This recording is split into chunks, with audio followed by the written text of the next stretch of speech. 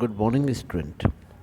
Twelfth class student, जैसा कि आप लोग जानते हो कि इस समय हम लोग फिनॉल की स्टडी कर रहे हैं। तो कल हम लोगों ने basic principles of the phenol preparation देखा। फिनॉल की प्रिपरेशन में हमने एरिल हैलाइड से, बेंजो सल्फोनिक एसिड से, डाइएजोनियम सॉल्ट से और क्यूमिन से बनाने की विधियां देखी। आज हम देखेंगे केमिकल प्रॉपर्टी ऑफ द या chemical behaviour of the phenol, किस प्रकार से केमिकली रिएक्ट करता है। तो चलिए हम लोग स्टार्ट करते हैं। सबसे पहले बच्चों हम लोग बात करेंगे एसिडिटी ऑफ फिनॉल। फिनॉल जो होता है वो कहीं ना कहीं एसिडिक प्रॉपर्टी जो होती है वो शो करता है। तो इसके पीछे का कारण क्या है, क्यों ये फिनॉल एसिडिक प्रॉपर्टी शो करता है। तो चलिए हम लोग स्टार्ट करते हैं।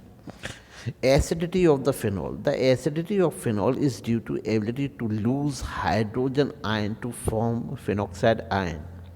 तो जो फिनॉल होता है, फिनॉल में टेंडेंसी होती है, फिनॉल फिनॉल जैसे कि आप लोग स्ट्रक्चर देख सकते हैं, ये आपकी बेंजीन रिंग है, अल्टरनेट डबल बॉन्ड है। जो फिनॉल होता है, फिनॉल यहाँ से H प्लस आयन ये रिलीज़ करके फिनॉक्साइड आयन बनाने की टेंडेंसी रखता है, और जो H प्लस आयन या फिर प्रोटॉन रिलीज़ करता है वो डेफिनेट सी बात है वो एसिडिक कैरेक्टर शो करेगा। तो phenol shows acidic property due to release ability to release H plus ion to form phenoxide ion.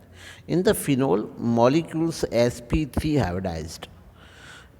In a phenol molecule, sp2 hybridized carbon atom of the benzene ring attached to the directly to the hydroxyl group and attached to the electron withdrawing group.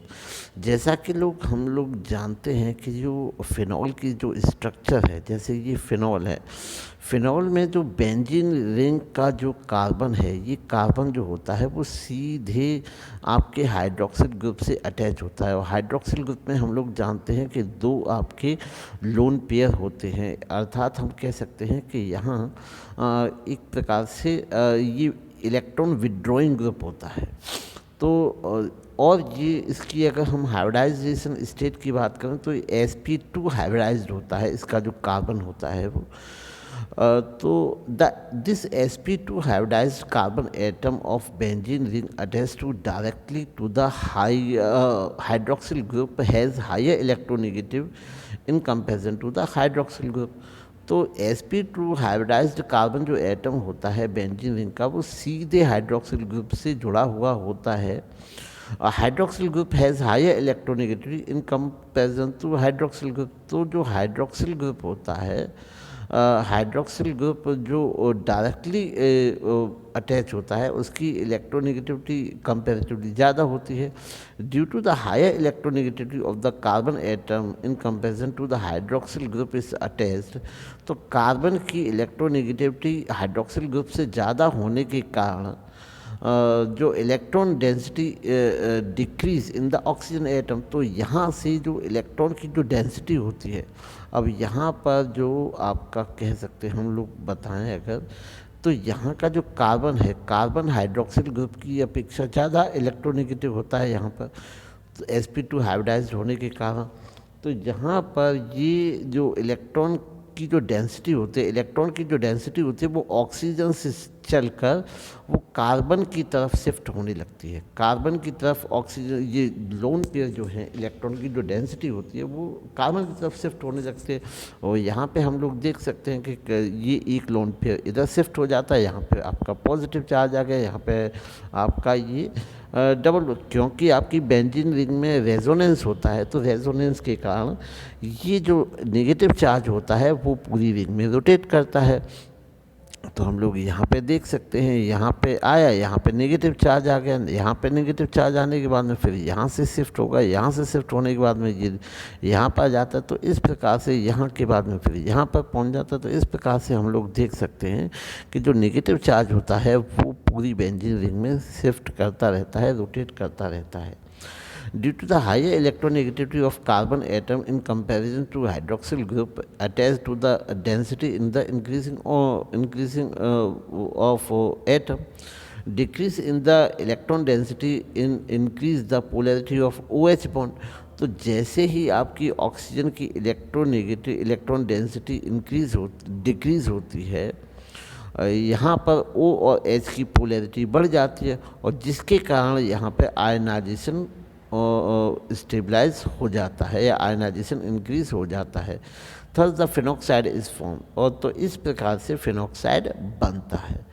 The phenoxide ion is formed to stabilize the delocalization of negative charge. जो phenoxide ion होता है वो जो negative charge का delocalisation होता है उसको stabilise करने का प्रयास करता है। To resonance in the benzene ring, phenoxide ion has a greater stability than phenol. और जो फिनॉक्साइड आयन होती है उसकी जो स्टेबिलिटी होती है वो फिनॉल से ज़्यादा होती है। अर्थात हम कह सकते हैं कि phenoxide ion is greater stable than the phenol. As a case the phenol charge separation takes place during the resonance. The resonance structure of phenoxide ion explains the delocalization of negative charge in the case of substituted phenol। तो जो resonance के कारण जो phenoxide ion का जो आपका negative charge होता है वो पूरी रिंग में डीलोकलाइजेशन होता है, नेगेटिव चार्ज की शिफ्टिंग होती है। In case of substituted phenol the acidity of phenol increase. तो इस प्रकार से जो सब्सटीट्यूटेड फिनॉल होता है उसकी एसिडिक प्रॉपर्टी जो होती है वो इंक्रीज करती है। अब एसिडिक प्रॉपर्टी इंक्रीज करती है the presence of the electron withdrawing group. This is due to stability of phenoxide ion generated. The acidity of phenol further increase. तो इस प्रकार से जो एसिडिटी होती है फिनॉल की फिर वो इंक्रीज करती है। Due to stability generated the acidity of phenol further increase if these groups are attached in ortho and para position. अगर ये जो ग्रुप होते हैं acidity of phenol is further increased if this is due to the fact that a negative charge of phenoxide is mainly localized into ortho and para position। The acidity of phenol further increase। तो हम कह सकते हैं कि यहाँ पर जो phenol की जो एसिडिटी होती है वो एक तो आपकी ऑर्थो पोजीशन पर और एक पैरा पोजीशन पर, ऑर्थो पोजीशन और पैरा पोजीशन पर इंक्रीज करती है। इसी कारण if these groups are attach at ortho and para position this is due to the fact the negative charge of phenoxide ion is mainly localize into ortho and para. तो इसी के यही कारण है जिसके कारण ये जितना भी जो नेगेटिव चार्ज होता है वो ऑर्थो और पैरा पोजीशन पर एग्जिस्ट करता है और स्थापित होता है।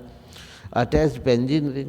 On the other hand, acidity of phenol decrease in the presence of electron donating group as they prohibit the formation of phenoxide ion। तो जो कि अगर इलेक्ट्रॉन इसकी जो फिनॉल होता है फिनॉल की जो एसिडिटी होती है वो डिक्रीज़ करती है अगर इसके पास कोई इलेक्ट्रॉन विदड्रॉइंग ग्रुप हो तो। और इलेक्ट्रॉन विदड्रॉइंग ग्रुप होने के कारण ये क्या होता है, ये इसकी एसिडिटी कम होती है। और यहाँ पे क्योंकि ये जो आपका इलेक्ट्रॉन विदड्रॉइंग या इलेक्ट्रॉन डोनेटिंग ग्रुप जो होता है वो फिनॉक्साइड आयन के बनने का विरोध करता है। तो बच्चों कुल मिला के आप acidic nature of the phenol के बारे में पढ़ चुके हैं। उम्मीद है आपको ये वीडियो से लाभ मिलेगा। Thank you.